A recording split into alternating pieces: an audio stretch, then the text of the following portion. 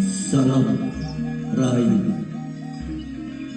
dan salam budaya bagi saudaraku pecinta budaya Nusantara.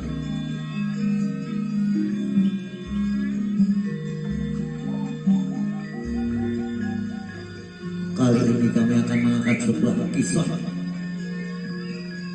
karya Kandar Iskan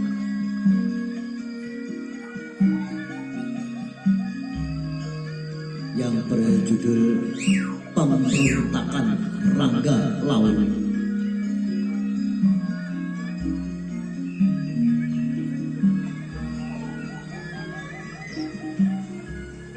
Latar belakang tentang pemberontakan Rangga Lawe adalah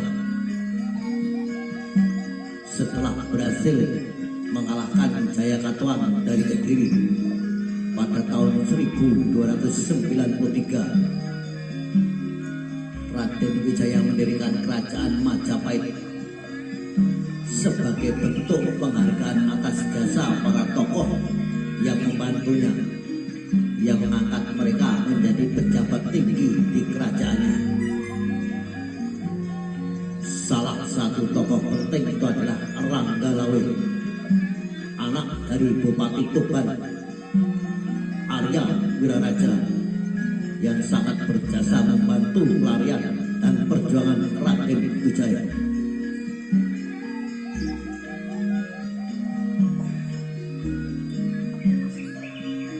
Awal mula konflik, Rangga Lawe merasa keputusan Raden Wijaya tidak adil dengan memberikan jabatan Mahapatih kepada Nambi. Ia menilai pamannya Lembu Sora lebih pantas menyandang jabatan itu. Ia menilai Nambi tidak memiliki pengalaman dan kemampuan sebesar Lembu Sora. Kemarahan ini memuncak ketika Rangga Lawe merasa bahwa ada intrik dan hasutan di dalam istana, terutama dari Mahapati atau Halayuda.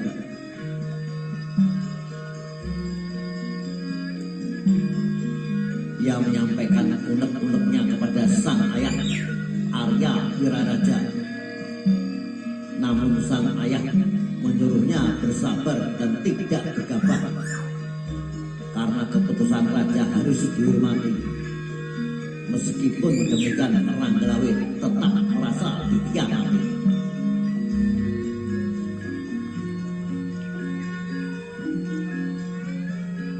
Pemberontakan pun dimulai. Karena rasa kecewa dan marah, Rangga Lawe kembali ke Tuban dan menggalang kekuatan. Ia mulai menunjukkan sikap pemberontakan dengan tidak lagi tunduk pada perintah pusat Majapahit. Pasukannya mulai bergerak dan ia menyatakan pemberontakan terhadap Raja Raden Wijaya.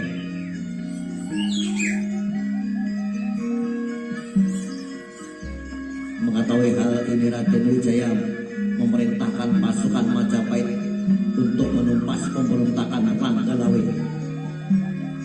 Ia memerintahkan Mahapatih Nambi, Kebu Anabrah, Lembu Sora dan prajurit lainnya untuk menghadapi pemberontakan tersebut.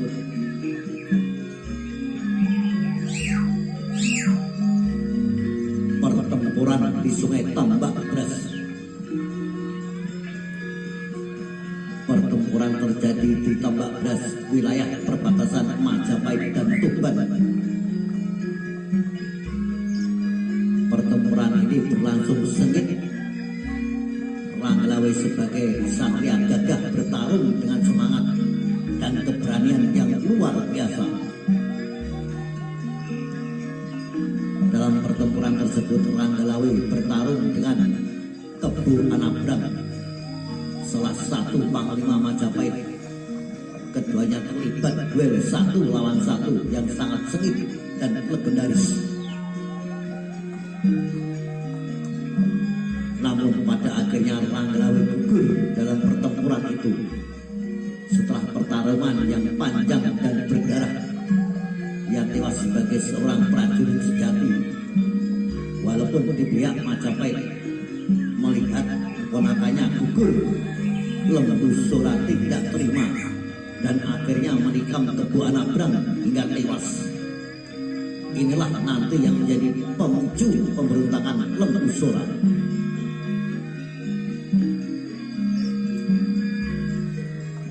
Akhir tragis dan penghormatan kepada Ranggalawe. Setelah kematian Ranggalawe, Raden Wijaya merasa sedih. Yang mengaku bahwa Ranggalawe sebenarnya adalah seorang satria sejati yang setia, namun kecewa karena menganggap pengkhianatan di sekitarnya. Dalam beberapa kisah disebutkan bahwa Raden Wijaya sempat menyesali keputusan politiknya karena banyak perwira hebat akhirnya gugur akibat intrik di dalam istana sendiri. Sebagai bentuk penghormatan, jenazah Ranggalawe diperlakukan secara terhormat dan dikenang sebagai tokoh penting dalam sejarah awal Majapahit. Nah, itulah saudara,